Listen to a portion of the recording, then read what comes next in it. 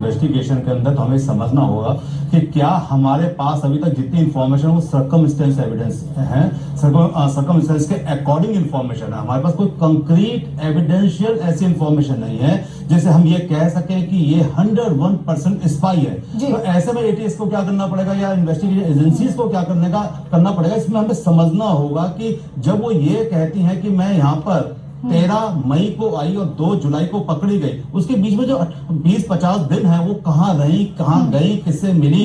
और एक तरफ से उन्होंने एक कवर स्टोरी ले रखी कि मैं अनपढ़ हूँ। उनके व्यवहार से, उनके तरीके से, उनके मूवमेंट से, उनके हनी ट्रैक से कहीं से ये महसूस नहीं होता कि वो अनपढ़ है। और सबसे बड़ी बात एक और ये भी है कि अगर वो कहती है कि मैं सिंध से कहते हैं पाकिस्तान से हूँ, तो सिंध से अगर वो है तो सिंध का जो टोन है आप अपनी, तो एक अनपढ़ व्यक्ति अपने देश में, ऐसे देश में जहां पे महिलाओं को दबा के रखा जाता है, वो ये बोलता है कि मैंने अपने जो प्रॉपर्टी बनाई अपने हस्बैंड के पैसे से बनाई और उसको बेचता भी है।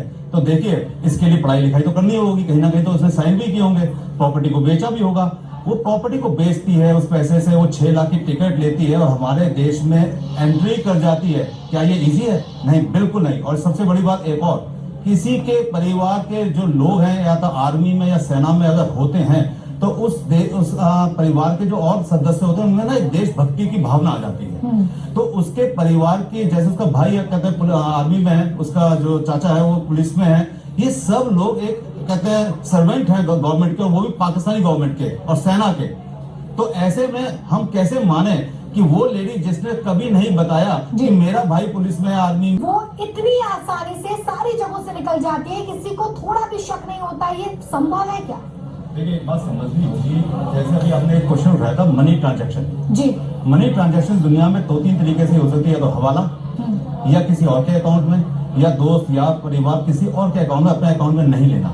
इसमें तो हमारी एटीएस इन्वेस्टिगेशन कर ही लेगी कि कोई मनी ट्रेड अगर पकड़ में आती है। लेकिन एक बड़ा इंपॉर्टेंट क्वेश्चन बार बार उठ रहा है, कई दिनों से उठ रहा है कि उसके पास कई पासपोर्ट मिले। कितने पासपोर्ट मिले? क्या 4 मिले कि 5 मिले? अगर 4 पासपोर्ट मिले या 5 मिले तो समझ में आता है कि 4 बच्चों के, एक उसका है। लेकिन अगर 4 पासपोर्ट बच्चों के और 1 पासपोर्ट उसका, उसके अलावा एक सिंगल पासपोर्ट भी उसके नाम से अगर मिलता है, तो ये तो केस एकदम शट ओपन हो गया कि भाई आपके पास ये दूसरा पासपोर्ट कैसे हो सकता है। अगर दूसरा पासपोर्ट है तो इसका मतलब 100% आप कहीं ना कहीं खुफिया एजेंसी की तरफ से प्लांटेड है। और जैसा कि अभी हमारे मित्र ने बताया कि दूसरा पासपोर्ट इसलिए रखा जाता है कि खुदा ना खास्ता अगर आपके वो सारे पासपोर्ट, सारी चीजें पकड़ी जाएं तो आप देश से भागेंगी कैसे, ट्रैवल कैसे करेंगी। इसमें थोड़ा सा चेंज है, इसमें थोड़ा सा चेंज ये है कि जब वो हमारे देश में आई तो कोई पासपोर्ट दिखा के तो नहीं आई, कोई वीजा दिखा के तो नहीं आई। तो जो हमारे देश में बिना पासपोर्ट, बिना वीजा के एंट्री मार सकता है तो वो एग्जिट भी हो सकता है। एजेंसी की तरफ से प्लांट है। लेकिन मुझे ऐसा लगता है कितनी भी इन्वेस्टिगेशन कर लें, आपको कुछ नहीं मिलेगा, किसी को कुछ नहीं मिलेगा। उसकी और ट्रेनिंग इस तरीके से दी जाती है कि किसी को रत्ती भर शक भी ना हो। संजीव जी, बताया ये भी जा रहा है, तो क्या हम ये माने कि बहुत सारे लोगों को टारगेट किया जा रहा था पड़ोसी देशों की वजह से? और इसमें कोई दो राय नहीं कि पड़ोसी देश हमारे देश के अंदर अपनी खुफिया एजेंसी की लड़कियों के द्वारा कहते हैं हनी ट्रैप करता है हमारे ऑफिशियल्स को, आर्मी ऑफिशियल्स को, पुलिस को, और जो यहाँ के बड़े बिजनेसमैन होते हैं इन्फॉर्मेशन गैदर करने के लिए।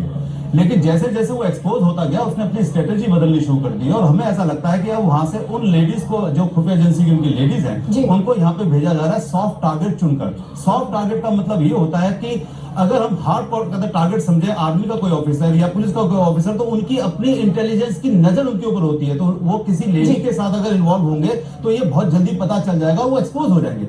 लेकिन जब आप स्ट्रेटेजी बदल के ऐसे लोगों को चुनते हैं जिनको लड़कियां अवेलेबल शादी के लिए नहीं है देश के अंदर, या वो बहुत गरीब है, या तो सॉफ्ट टारगेट यहाँ पे सचिन है। सचिन ना उसके सामने पढ़ा लिखा, ना उसके सामने स्मार्ट, ना उसकी उम्र, ना उसका फाइनेंशियल स्टेटस, कुछ भी ऐसी चीज नहीं है